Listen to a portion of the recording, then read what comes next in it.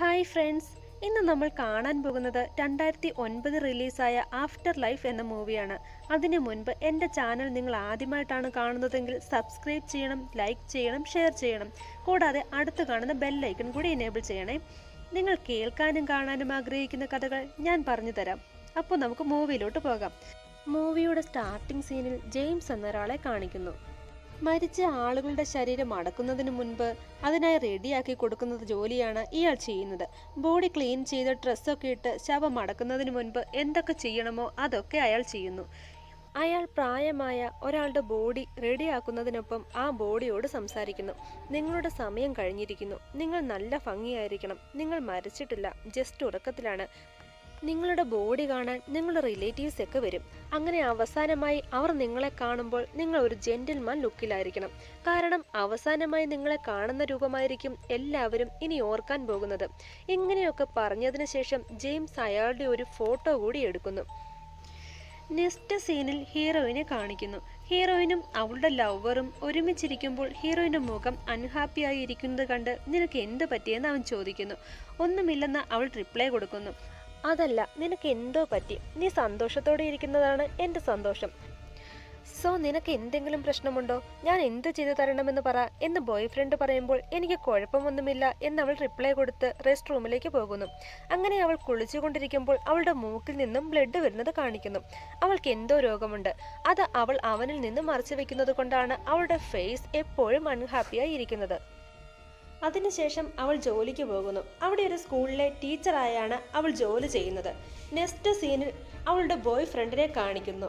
അവൻ ആ നാട്ടിലെ ഒരു ലോയറാണ്. ജോലിയെല്ലാം കഴിഞ്ഞ് അവൾ വീട്ടിലേക്ക് പോകാനിറങ്ങുമ്പോൾ പെട്ടെന്ന് ലൈറ്റ് എല്ലാം ഓൺ ആകുകയും ഓഫ് ആകുകയും ചെയ്യുന്നു. അത് കണ്ട് ഭയന്ന് എന്തോ ആപത്ത് വരുന്നുവെന്ന് മനസ്സിലാക്കി അവൾ ഓടി രക്ഷപ്പെടാൻ നോക്കുന്നു.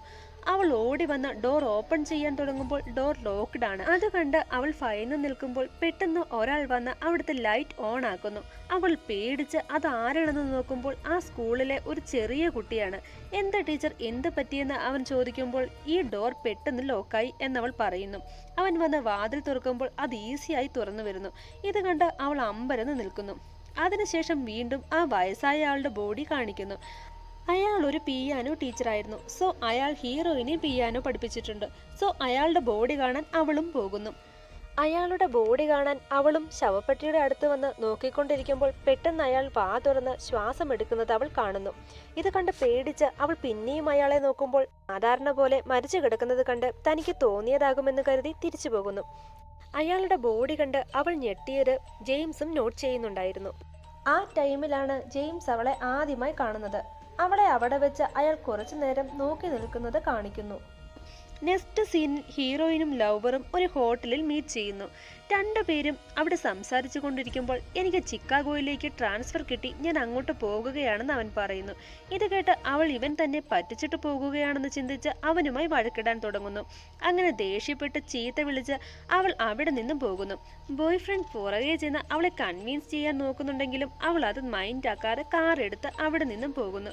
ബട്ട് അവളുടെ കാറിന് പുറകിൽ കൂടി മറ്റൊരു വണ്ടി ഫോളോ ചെയ്യുന്നത് കാണിക്കുന്നു. പുറകെ ഫോളോ ചെയ്യുന്ന കാർ അവളെ ഡിസ്റ്റർബ് ചെയ്യുന്ന രീതിയിൽ ഹോൺ അടിച്ചുകൊണ്ടേയിരിക്കുന്നു.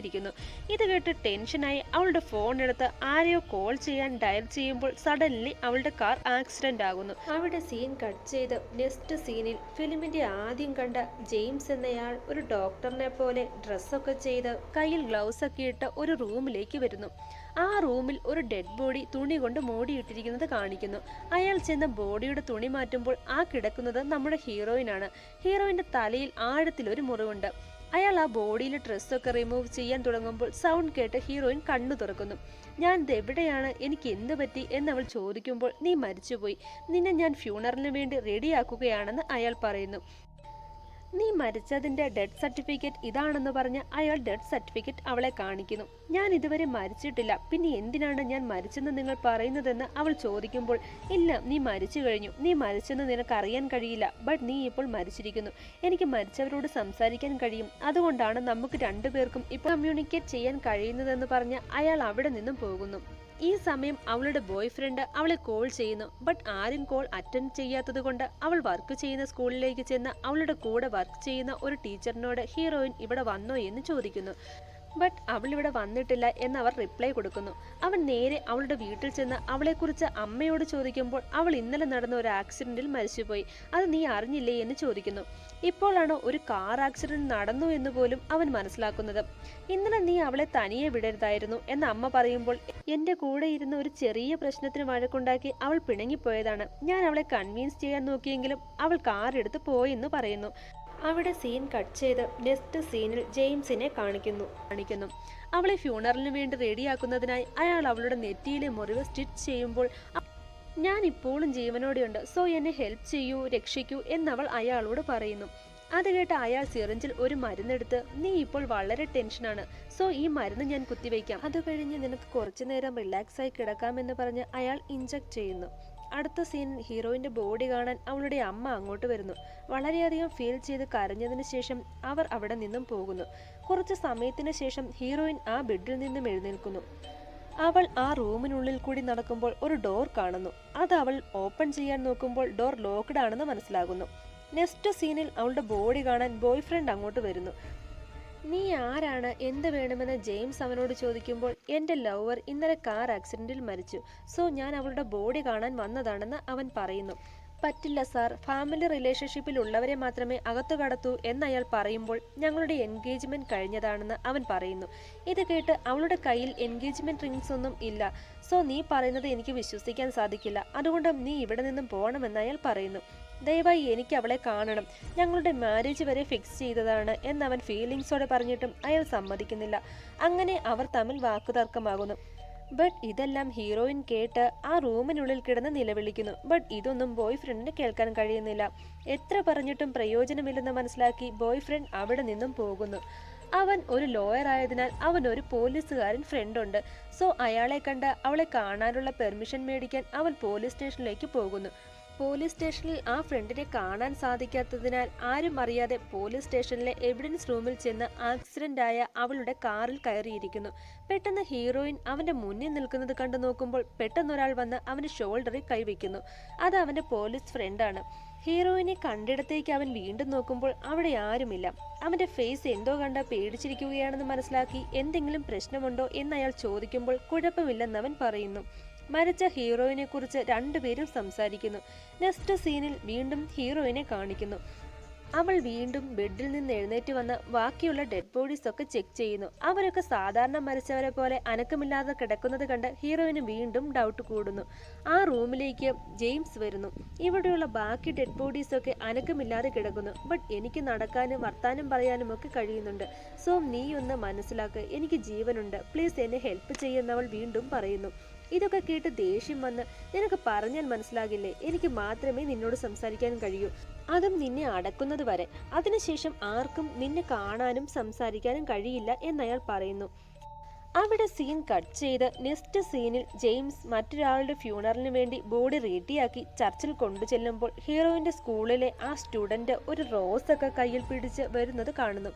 എന്തിനാ ഇപ്പോൾ വന്നതെന്ന് ജെയിംസ് ചോദിക്കുമ്പോൾ, എൻ്റെ ടീച്ചറിൻ്റെ ഫ്യൂണറലാണെന്ന് കരുതിയാണ് ഞാൻ വന്നതെന്ന് ആ കുട്ടി പറയുന്നു. നെക്സ്റ്റ് സീനിൽ വീണ്ടും ഹീറോയിനെ കാണിക്കുന്നു.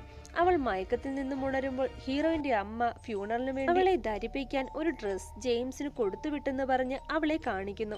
ആ ഡ്രസ്സിനടുത്ത് തന്നെ ജെയിംസ് അവൻ്റെ കോട്ടും ഇടുന്നു. ഹീറോയിൻ ആ ഡ്രസ്സിൻ്റെ അടുത്ത് വന്ന് അതൊക്കെ നോക്കി നിൽക്കുമ്പോൾ ജെയിംസ് അവിടെ നിന്നും പോകുന്നു. അവൻ അവിടെ ഇട്ടിരുന്ന കോട്ടിന്റെ പോക്കറ്റിൽ നിന്നും അവൾ കീ എടുത്ത് കയ്യിൽ ഒളിപ്പിച്ചിട്ടുണ്ടായിരുന്നു. അയാൾ പോയ നേരത്തിന് ആ കീ എടുത്ത് അവൾ ഡോർ ഓപ്പൺ ചെയ്യാൻ ട്രൈ ചെയ്യുമ്പോൾ വീണ്ടും ജെയിംസിനെ കാണിക്കുന്നു. അവൻ ഒരു പെട്രോൾ പമ്പിൽ നിന്നും കാറിന് പെട്രോൾ അടിച്ചതിനു ശേഷം പോക്കറ്റിൽ നിന്നും ക്യാഷ് എടുത്ത് കൊടുക്കുന്ന ടൈമിലാണ് താക്കോൽ മിസ്സായെന്ന് മനസ്സിലാകുന്നത്. അവൻ പെട്ടെന്ന് തന്നെ കാർ എടുത്ത് അവിടെ നിന്നും തിരിച്ചു പോകുന്നു. ആ സമയത്ത് ഹീറോയിൻ അവിടെയുള്ള ഡോർസ് എല്ലാം ഓപ്പൺ ചെയ്ത് കറക്റ്റായി മെയിൻ ഡോറിനടുത്ത് വരുമ്പോൾ പെട്ടെന്ന് ജെയിംസ് അങ്ങോട്ട് വരുന്നത് കാണുന്നു. അയാൾ അവളെ തേടി റൂമിലേക്ക് വരുമ്പോൾ അവൾ അയാൾ കാണാതെ ഓടി രക്ഷപ്പെടാൻ നോക്കുന്നു. അപ്പോഴാണ് അവിടെ ഒരു ഫോൺ ഇരിക്കുന്നത് അവൾ കാണുന്നത്. പെട്ടെന്ന് തന്നെ ആ ഫോൺ എടുത്ത് അവൾ ബോയ് ഫ്രണ്ടിന് കോൾ ചെയ്യുന്നു. കോൾ അവൻ അറ്റൻഡ് ചെയ്തെങ്കിലും അവൾ പറയുന്നതൊന്നും അവന് മനസ്സിലാകാത്തത് കൊണ്ട് ആരോ തന്നെ പ്രാങ്ക് ചെയ്യാൻ വിളിച്ചതാണെന്ന് കരുതി ഫോൺ അവൻ കട്ടാക്കുന്നു. ഈ ടൈമിൽ ഹീറോയിനെ കണ്ടുപിടിച്ച് ജെയിംസ് അവളുടെ അടുത്ത് വന്നതിന് ശേഷം, നീ ഇപ്പോഴെങ്കിലും മനസ്സിലാക്കിക്കോ, എനിക്ക് മാത്രമേ നിന്നോട് സംസാരിക്കാൻ കഴിയൂ, മറ്റാർക്കും നിന്നോട് സംസാരിക്കാൻ കഴിയില്ല, കാരണം നീ നേരത്തെ തന്നെ മരിച്ചവളാണെന്ന് അയാൾ പറയുന്നു. അങ്ങനെ അവളും താൻ ശരിക്കും മരിച്ചവളാണെന്ന് വിശ്വസിക്കാൻ തുടങ്ങുന്നു. ആ സ്കൂൾ കുട്ടി ജെയിംസിന്റെ വീടിനടുത്തുകൂടി സൈക്കിളിൽ വരുമ്പോൾ ജനലിന്റെ അടുത്ത് നമ്മുടെ ഹീറോയിൻ നിൽക്കുന്നത് കാണുന്നു. ഇത് കണ്ട് പേടിച്ച് അവൻ നിൽക്കുമ്പോൾ അവൻ അവളെ കണ്ടു എന്ന കാര്യം ജെയിംസും നോട്ട് ചെയ്യുന്നു. സ്കൂളിൽ ഉണ്ടായിരുന്ന അവളുടെ തിങ്സ് ഒക്കെ കൈപ്പറ്റാൻ ബോയ് ഫ്രണ്ട് അങ്ങോട്ട് വരുന്നു. അവളുടെ തിങ്സ് ഒക്കെ എടുത്ത് തിരിച്ചു പോരാൻ നേരം ആ സ്കൂൾ കുട്ടിയെ അവൻ മീറ്റ് ചെയ്യുന്നു. ഞാൻ ഇന്നലെ നൈറ്റ് അവളെ കണ്ടു, അവൾ ഇതുവരെ മരിച്ചിട്ടില്ലെന്ന് കുട്ടി അവനോട് പറയുമ്പോൾ ചെറിയ കുട്ടിയായതുകൊണ്ട് വെറുതെ പറയുന്നതാണെന്ന് കരുതി ബോയ് ഫ്രണ്ട് അത് കാര്യമാക്കാതെ അവിടെ നിന്നും പോകുന്നു. നെക്സ്റ്റ് സീനിൽ ഒരു പോലീസുകാരൻ മരിച്ച തന്റെ ബ്രദറിന്റെ ബോഡി കാണാൻ ജെയിംസിന്റെ അടുത്തേക്ക് വരുന്നു. കുറച്ചു നേരം താൻ പുറത്തു നിൽക്ക്, എനിക്ക് എന്റെ ബ്രദറിന്റെ ബോഡിയുടെ അടുത്ത് കുറച്ചു നേരം തനിയെ നിൽക്കണമെന്ന് പറഞ്ഞ് ജെയിംസിനെ അവിടെ നിന്നും പറഞ്ഞു വിട്ടതിന് ശേഷം അയാൾ ഹീറോയിന്റെ ബോഡിയുടെ അടുത്ത് വരുന്നു. അവളുടെ മുഖത്തെ തുണിയെടുത്ത് നോക്കുന്ന ടൈമിൽ സഡൻലി ജെയിംസ് കയറി വരുന്നു. ഇത് കണ്ട പെട്ടെന്ന് പോലീസുകാരന് ടെൻഷനായി പിന്നെ വരാമെന്ന് പറഞ്ഞ് അവിടെ നിന്നും പോകുന്നു. വീണ്ടും ആ സ്കൂൾ കുട്ടി ജെയിംസിന്റെ പ്ലേസിൽ വന്ന് അവിടെയുള്ള ഡെഡ് ബോഡീസ് ഒക്കെ നോക്കിക്കൊണ്ടിരിക്കുമ്പോൾ ജെയിംസ് അങ്ങോട്ട് വരുന്നു. ഇന്നലെ നൈറ്റ് നീ എന്തെങ്കിലും കണ്ടോ എന്ന് ചോദിക്കുന്നു. ഇന്നലെ നൈറ്റ് നീ ഒരു പെണ്ണിനെ കണ്ടെന്ന് എനിക്ക് അറിയാമെന്ന് അയാൾ പറയുമ്പോൾ യെസ്, ഞാൻ കണ്ടു എന്ന് പറയുന്നു. എനിക്ക് മാത്രമേ മരിച്ചവരെ കാണാനും സംസാരിക്കാനുമുള്ള കഴിവ് ഉള്ളൂ എന്നാണ് ഞാൻ കരുതിയത്. ആ കഴിവ് നിനക്കുമുണ്ടല്ലോ എന്ന് പറഞ്ഞ് ആ കുട്ടിയെ കുഴപ്പത്തിലാക്കുന്നു. ഇത് കേട്ട് നിങ്ങൾ എന്താണ് പറയുന്നത്, എനിക്ക് മനസ്സിലാകുന്നില്ല, ഡീറ്റെയിൽ ആയിട്ട് പറയുന്ന കുട്ടി പറയുമ്പോൾ അതൊക്കെ ഞാൻ നിനക്ക് വഴിയെ പറഞ്ഞു തരാമെന്ന് പറഞ്ഞ് ജെയിംസ് അവിടെ നിന്നും പോകുന്നു. ആ കുട്ടി തന്നോട് പറഞ്ഞ കാര്യം ചിലപ്പോൾ ശരിയാകാമെന്ന് കരുതി അവളുടെ ബോയ് ഫ്രണ്ട് ജെയിംസിന്റെ അടുത്ത് വന്ന് എനിക്ക് എന്റെ ലവറിനെ കാണണമെന്ന് പറയുന്നു. ഈ വോയിസ് ഹീറോയിൻ അകത്തിരുന്ന് കേൾക്കുന്നുണ്ട്. ഇല്ല, എനിക്ക് നിങ്ങളെ അകത്ത് വിടാൻ കഴിയില്ലെന്ന് അയാൾ പറയുന്നു. ബട്ട് ഇതൊന്നും കേൾക്കാൻ നിൽക്കാതെ ബോയ് ഫ്രണ്ട് ഓടി അകത്ത് കയറി മെയിൻ ഡോറിന് അടുത്ത് വന്ന് ഡോർ ഓപ്പൺ ചെയ്യാൻ അയാളോട് പറയുന്നു. അതിനയാൾ, നീ ഇപ്പോൾ അവളെ കണ്ടാൽ സഹിക്കില്ല, അവൾ മരിച്ചു കഴിഞ്ഞിരിക്കുന്നു എന്നൊക്കെ പറഞ്ഞ് അവനെ കൺവിൻസ് ചെയ്ത് അവിടെ നിന്നും പറഞ്ഞു വിടുന്നു. ബോയ് ഫ്രണ്ട് അവിടെ നിന്നും അവന്റെ പോലീസ് ഫ്രണ്ടിനെ മീറ്റ് ചെയ്ത് എന്റെ ലവർ ഇതുവരെയും മരിച്ചിട്ടില്ല, അവൾ ഇപ്പോഴും ജീവനോടെ ഉണ്ട്, സോ ദയവായി എന്നെ സഹായിക്കണമെന്ന് പറയുന്നു. ആ ജെയിംസ് അവളെ അടച്ചു വെച്ചിരിക്കുന്നതാണ്, നമുക്ക് അവളെ രക്ഷിക്കണമെന്ന് അവൻ പറയുന്നു. ഇത് കേട്ട്, ഞാൻ കഴിഞ്ഞ ഡേ അവിടെ പോയി നിന്റെ ലവറിന്റെ ബോഡി കണ്ടതാണ്, അവൾ മരിച്ചു, അവളുടെ ഡെഡ് ബോഡിയാണ് അവിടെ ഉള്ളതെന്ന് പോലീസുകാരൻ പറയുന്നു. ഇല്ല, ഞാനിത് വിശ്വസിക്കില്ല, അയാൾ എന്തോ അവളെ ചെയ്തതാണ്, മേ ബി അവളെ മയക്കി കിടത്തിയതാകും, അല്ലെങ്കിൽ പാരലൈസ് ചെയ്തതാകും എന്നവൻ പറയുമ്പോൾ ശരിയാണ്, ഇപ്പോൾ ഫുൾ ബോഡി പാരലൈസ് ആകാനുള്ള മരുന്നുകളുണ്ടെന്ന് അവിടെ ഡ്യൂട്ടിയിലുണ്ടായിരുന്ന മറ്റൊരു പോലീസുകാരൻ കൂടി പറയുന്നു. ദയവായി അവിടെ വന്ന് സെർച്ച് ചെയ്യാം എന്ന് ബോയ് ഫ്രണ്ട് പറയുമ്പോൾ, നീ എന്താ ഇങ്ങനെ പ്രാന്ത് പറയുന്നത്, എനിക്കിപ്പോൾ വരാൻ കഴിയില്ല, ബിക്കോസ് സെർച്ച് വാറന്റ് ഇല്ലാതെ അങ്ങനെ പെട്ടെന്നൊന്നും ഒരു വീടും സെർച്ച് ചെയ്യാൻ കഴിയില്ലെന്ന് പോലീസ് പറയുന്നു. അവിടെ സീൻ കട്ട് ചെയ്ത് വീണ്ടും ജെയിംസിനെ കാണിക്കുന്നു. അവളുടെ അമ്മ മേടിച്ചു കൊടുത്ത ഫ്യൂണറൽ ഡ്രസ്സൊക്കെ അവളെ ധരിപ്പിച്ച് റെഡിയാക്കുന്നു. ദയവായി എന്നെ രക്ഷിക്കൂ, ഞാൻ മരിച്ചിട്ടില്ല, എന്നെ പുറത്തു വിടൂ, ഞാൻ പൊയ്ക്കോളാം, നിങ്ങളുടെ ഡീറ്റെയിൽസ് ഒന്നും ഞാൻ ആരോടും പറയില്ല, പ്ലീസ് എന്നവൾ പറയുമ്പോൾ ജെയിംസ് ആ റൂമിന്റെ ഡോർ ഓപ്പൺ ചെയ്തതിനു ശേഷം, നീ എപ്പോഴും ഇത് തന്നെയാണല്ലോ പറയുന്നത്, സോ ഞാൻ ഡോർ ഓപ്പൺ ചെയ്തിട്ടുണ്ട്, നിനക്ക് പറ്റുമെങ്കിൽ നീ പുറത്തു പോയിക്കോളൂ എന്നയാൾ പറയുന്നു. ഇത് കേട്ട് അവളും ആ ഡോറിനടുത്ത് വരുന്നു. അവിടെ സീൻ കട്ട് ചെയ്ത് നെക്സ്റ്റ് സീനിൽ അവൾ ഒരു വീട്ടിനുള്ളിലേക്ക് ചെല്ലുന്നതാണ് കാണിക്കുന്നത്. അവൾ അകത്ത് കടക്കുമ്പോൾ അവിടെ ധാരാളം ആളുകൾ മന്ത്രവാദം ചെയ്യുന്നത് പോലെ കാണിക്കുന്നു. എല്ലാവരും ചേർന്ന് ഹീറോയിനെ നിലത്ത് കിടത്തി അവൾക്ക് ചുറ്റും നിന്ന് എന്തൊക്കെയോ റിച്വൽസ് ചെയ്യുന്നത് കാണിക്കുന്നു. സഡൻലി അവൾ കണ്ണു തുറക്കുന്നു. ഇതൊക്കെ അവൾക്കൊരു സ്വപ്നം പോലെ വന്നതായിരുന്നു. പുറത്തിറങ്ങാൻ കാലെടുത്ത് വെച്ചപ്പോൾ തന്നെ ഇതുപോലൊരു കാഴ്ച മനസ്സിൽ വന്നതുകൊണ്ട് ഭയന്ന് അവൾ അവിടെ തന്നെ നിൽക്കുമ്പോൾ, ഇപ്പോൾ ഞാൻ പറഞ്ഞത് മനസ്സിലായില്ലേ, നീ നേരത്തെ തന്നെ മരിച്ചവളാണ് എന്ന് പറഞ്ഞ് ഡോർ അയാൾ ക്ലോസ് ചെയ്യുന്നു. അതിനുശേഷം അവിടെ നിന്നും അയാൾ പോകുന്നു. അങ്ങനെ ഹീറോയിന്റെ ഫ്യൂണറൽ ഡേ വരുന്നു. അതിനായി അവളെ പെട്ടിയിൽ കിടത്തിയ ശേഷം പാരലൈസ് ആകാനുള്ള മരുന്നെടുത്ത് അയാൾ അവളെ ഇൻജെക്ട് ചെയ്യാൻ തുടങ്ങുന്നു. ഇത്രയും നാളും ആ മരുന്ന് ഉപയോഗിച്ച് അവളെ പാരലൈസ് ആക്കിയതിനു ശേഷം അയാൾ മരിച്ചെന്ന് കളവ് പറയുകയായിരുന്നു. ഇഞ്ചക്ഷൻ കൊടുക്കുന്നതിന് മുൻപ് ഒരു കണ്ണാടി എടുത്ത് അവളുടെ ഫേസിലേക്ക് കാണിച്ച ശേഷം, നീ എത്ര സുന്ദരിയാണെന്ന് നോക്കാൻ പറയുമ്പോൾ അവൾ കണ്ണാടിയിൽ നോക്കുന്നു. പെട്ടെന്ന് അവളുടെ ശ്വാസക്കാറ്റ് ആ കണ്ണാടിയിൽ അടിക്കുന്നു. ഇത് കണ്ട് ഹീറോയിൻ വീണ്ടും ഡൗട്ട് വരുന്നു. കാരണം ഞാൻ മരിച്ചു കഴിഞ്ഞെങ്കിൽ പിന്നെ എങ്ങനെ എൻ്റെ ശരീരത്തിൽ നിന്നും ശ്വാസം ഈ കണ്ണാടിയിൽ തട്ടി? ഞാൻ ഇതുവരെ മരിച്ചിട്ടില്ല. നീ എന്നോട് കളവ് പറഞ്ഞതല്ലേ? എന്തിനാ എന്നോട് ഇങ്ങനെ ചെയ്യുന്നത്? ഞാൻ മരിച്ചു പോയെങ്കിൽ എങ്ങനെ എൻ്റെ ശ്വാസം ഈ കണ്ണാടിയിൽ തട്ടി? ഞാൻ ഇതുവരെ മരിച്ചിട്ടില്ല. ഹെൽപ്പ് എന്ന് പറഞ്ഞ് അവൾ ഉച്ചത്തിൽ നിലവിളിക്കുന്നു. ഇത് കണ്ട് അയാൾ ബലം പ്രയോഗിച്ച് ആ കണ്ണാടി അവളുടെ കയ്യിൽ നിന്നും വാങ്ങിയതിനു ശേഷം, ഇല്ല, നിന്റെ സമയം കഴിഞ്ഞിരിക്കുന്നു എന്ന് പറഞ്ഞ് ആ മരുന്ന് അവളുടെ കഴുത്തിൽ ഇഞ്ചക്ട് ചെയ്യുന്നു. ഈ മരുന്ന് അവളുടെ ശരീരത്തിൽ കയറിയതും അവളുടെ ബോഡി മുഴുവൻ പാരലൈസ് ആകുന്നു. അതിനുശേഷം അവസാനമായി അയാൾ അവളുടെ ഒരു ഫോട്ടോ എടുക്കുന്നു. അവിടെ സീൻ കട്ട് ചെയ്ത് നെക്സ്റ്റ് സീനിൽ അവളുടെ ഫ്യൂണറൽ നടക്കുന്നു. ശവപ്പെട്ടിയിൽ അവൾ പാരലൈസായി മയങ്ങിക്കിടക്കുന്നു. അവിടെ അവളെ കാണാൻ അവളുടെ അമ്മ, ലവർ എല്ലാവരും വന്ന് അവസാനമായി അവളെ ഒരു നോക്ക് കാണുന്നു. അവിടെ നിന്നും അല്പം മാറിയിരുന്നു കൊണ്ട് ജെയിംസ് അവളുടെ അവസാനമായി എടുത്ത ഫോട്ടോ നോക്കി സംസാരിച്ചു കൊണ്ടിരിക്കുന്നു. അതിനുശേഷം ആ ഫോട്ടോ അയാൾ ഒരിടത്ത് ഒട്ടിച്ചു വെക്കുന്നു. അവിടെ ഇതുപോലെ ധാരാളം ഫോട്ടോസ് ഉണ്ട്. സോ ഇതുപോലെ ധാരാളം ആളുകളെ അയാൾ കൊന്നിട്ടുണ്ടെന്നാണ് ഇതിലൂടെ വ്യക്തമാകുന്നത്.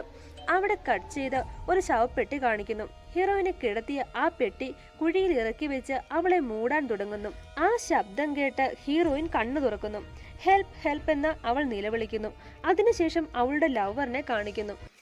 അവൾ പോയതിന്റെ ദുഃഖം മൂലം അവൻ ഡ്രിങ്ക്സ് കഴിക്കുന്നത് കണ്ട് ജെയിംസ് അവന്റെ അടുത്ത് വന്ന്, നീ ഇപ്പോൾ തന്നെ ഓവറായി ഡ്രിങ്ക്സ് കഴിച്ചു, സോ നിർത്ത് പറയുമ്പോൾ അവൾ ഇന്നും മരിച്ചിട്ടില്ല. എനിക്കറിയാം, നീ തന്നെയല്ലേ അവളെ കൊന്നതെന്ന് ബോയ് ഫ്രണ്ട് തിരിച്ചു ചോദിക്കുന്നു. ഇത് കേട്ട് ജെയിംസ് മേ ബി അതിനും ചാൻസ് ഉണ്ടെന്ന് പറയുന്നു. ഇനിയും കുറച്ച് ടൈമുണ്ട്, സോ നീ തന്നെ പോയി ചെക്ക് ചെയ്യുക എന്നയാൾ പറയുന്നു. ഇത് കേട്ട് അവൻ ജെയിംസിനെ അടിച്ച് താഴെയിട്ടതിനു ശേഷം അവിടെ നിന്നും കാർ എടുത്ത് ഹീറോയിനെ അടക്കം ചെയ്ത സ്ഥലത്തേക്ക് പോകുന്നു. അവളെ രക്ഷിക്കാനുള്ള തന്ത്രപ്പാടിൽ അവൻ വളരെ ഫാസ്റ്റായി ഡ്രൈവ് ചെയ്യുന്നു. സഡൻലി അവന്റെ കാറും ആക്സിഡന്റ് ആകുന്നു. അവിടെ സീൻ കട്ട് ചെയ്ത് നെക്സ്റ്റ് സീനിൽ അവളുടെ ബോയ് ഫ്രണ്ട് അവളെ അടക്കം ചെയ്ത സ്ഥലത്ത് ചെന്ന് കുഴി മാന്തി അവളുടെ ശവപ്പെട്ടി തുറന്ന് അവളെ പുറത്തിറക്കുന്നു. അവളും മരിച്ചിട്ടില്ല. രണ്ടുപേരും കുറച്ചു നേരം സംസാരിക്കുന്നത് കാണിക്കുന്നു. ഈ ടൈമിൽ അവിടെ എന്തൊക്കെയോ ശബ്ദങ്ങൾ കേൾക്കുന്നു. ഇതെന്താണ് ഈ ശബ്ദം? ഇത് എവിടെ നിന്നാണെന്ന് അവൻ ചോദിക്കുമ്പോൾ, ഓ അതോ, അത് നീ കാര്യമാക്കണ്ട, പ്രശ്നമൊന്നുമില്ല, നീ മരിച്ചുപോയി. സോ നിന്റെ ഫ്യൂണറിന് വേണ്ടി ജെയിംസ് നിന്നെ റെഡിയാക്കുന്നതാണെന്ന് ഹീറോയിൻ റിപ്ലൈ കൊടുക്കുന്നു. ഇപ്പോഴാണ് ട്വിസ്റ്റ് റിവീൽ ആകുന്നത്. നമ്മുടെ ഹീറോയിൻ കിടന്നിരുന്ന റൂമിൽ ആ ബെഡിൽ ഇപ്പോൾ കിടക്കുന്നത് അവളുടെ ബോയ് ഫ്രണ്ടാണ്. അവൻ കണ്ണു തുറന്ന്, ഞാൻ എവിടെയാണ്, എനിക്ക് എന്തു പറ്റിയെന്ന് ചോദിക്കുമ്പോൾ, നീ ഫാസ്റ്റിൽ ഡ്രൈവ് ചെയ്ത് പോയിക്കൊണ്ടിരിക്കുമ്പോൾ നിന്റെ കാർ ആക്സിഡന്റായി നീ മരിച്ചുപോയെന്ന് ജെയിംസ് പറയുന്നു. ഇത് കേട്ട് അവൻ ടെൻഷനായി, എന്താ എന്നെ പറ്റിക്കാൻ നോക്കുകയാണോ നീയല്ലേ അവളെ കൊന്നത്? അവളെ രക്ഷിക്കാനാണ് ഞാൻ പോയതെന്ന് ബോയ് ഫ്രണ്ട് പറയുമ്പോൾ, ശരിയാ, നീ അവളെ രക്ഷിക്കാനാണ് പോയത്. ബട്ട് അങ്ങോട്ട് പോകുന്ന വഴി നിന്റെ കാർ ആക്സിഡന്റായി നീ മരിച്ചുപോയി. അതുകൊണ്ട് ഓരോന്നും ചോദിച്ച് എൻ്റെ ജോലി ഡിസ്റ്റർബ് ചെയ്യരുത്. ഞാൻ നിന്റെ ഫ്യൂണറിന് വേണ്ടി നിന്റെ ബോഡി റെഡിയാക്കുകയാണ് എന്ന് പറഞ്ഞ് ഹീറോയിനെ ചെയ്ത പോലെ അവനെയും അയാൾ കൊല്ലുന്നു. ഇതോടെ ഈ മൂവിയും അവസാനിക്കുന്നു. ഈ പടത്തിൽ പറയുന്നത് എന്തെന്നാൽ, ഈ പടത്തിലെ ജെയിംസ് ഒരു സൈക്കോ ആണ്. അയാൾ ഓരോ ആളുകളെ നോട്ട് ചെയ്ത് ആക്സിഡന്റ് ക്രിയേറ്റ് ചെയ്ത് മരിച്ചെന്ന രീതിയിൽ അയാളുടെ റൂമിലെത്തിക്കുന്നു. ഡെഡ് ബോഡീസ് ഫ്യൂണറിന് വേണ്ടി റെഡിയാക്കുന്ന വർക്ക് ആണല്ലോ അയാൾ ചെയ്യുന്നത്. ഇങ്ങനെ അയാൾ ക്രിയേറ്റ് ചെയ്ത ആക്സിഡന്റിൽ മരിക്കാതെ അയാളുടെ അടുത്ത് വന്ന ആളാണ് നമ്മുടെ ഹീറോയിൻ. അവൾ മരിച്ചിട്ടില്ല എന്നറിഞ്ഞിട്ടും അയാൾ ഒരു സൈക്കോയെ പോലെ അവളെ പാരലൈസ് ആക്കാനുള്ള മരുന്ന് കൊടുത്ത് അവൾ മരിച്ചെന്ന് അവളെ തന്നെ പറഞ്ഞ് വിശ്വസിപ്പിച്ച് അവളെ കൊല്ലുന്നു. ഇതുപോലെ അവൻ കൊന്ന പല ആളുകളുടെ ഫോട്ടോസും നമുക്ക് ഈ മൂവിയിൽ കാണാൻ കഴിയും. അവസാനം അവളെ പോലെ അവളുടെ ബോയ് ഫ്രണ്ടിനെയും അയാൾ കൊല്ലാൻ തുടങ്ങുന്നിടത്ത് ഈ മൂവി അവസാനിപ്പിക്കുന്നു. ഈ മൂവി നിങ്ങൾക്ക് ഇഷ്ടമായോ എന്ന് എൻ്റെ കമന്റ് ബോക്സിൽ പറയണേ. അപ്പോൾ ഇനിയും വെറൈറ്റി മൂവീസുമായിട്ട് ഞാൻ വരാം. അപ്പോൾ ടാറ്റാ.